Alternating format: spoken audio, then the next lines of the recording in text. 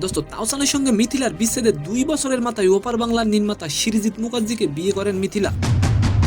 দোস্ত অন্যদিকে তাওসান ছিলেন 7 বছর সিঙ্গেল। দোস্ত তবে শনিবার হঠাৎই তাওসানের বিয়ের খবর ছড়িয়ে পড়ায় কি বললেন মিথিলা। এন্ড সেকেন্ড নিউজটি থাকবে দোস্ত, ভারতীয় সিনেমার ইতিহাসে অন্যতম ব্যয়বহুল ছবি উপহার দিতে চলেছেন পরিচালক রাজমৌলি।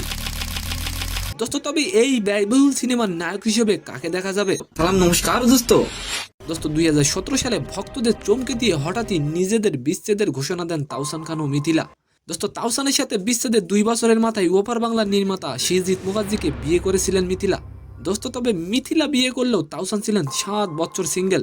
দোস্ত তবে শনিবার 4 জানুয়ারি সকাল থেকে ছড়িয়ে পড়ে তাওসানের বিয়ের খবর। দোস্ত তাওসান খান নতুন করে বিয়ে করছেন। আপনি তাওসানের বিয়ে নিয়ে অবশ্যই একটি কমেন্ট করে যাবেন। দোস্ত তাওসান খান পারিবারিক আয়োজনে মেকওভার আর্টিস্ট রোজা আহমেদকে বিয়ে করছেন। দোস্ত এদিকে তাওসান খান যখন বিয়ের খবর সংবাদ শিরোনামে, তখন তার প্রাক্তন স্ত্রী মিথিলার প্রতিক্রিয়া কেমন সেটা জানা যায়নি। তবে দোস্ত মিথিলা তাওসানের বিয়ে নিয়ে কোনো মন্তব্য বা শুভেচ্ছা বার্তা জানায়নি।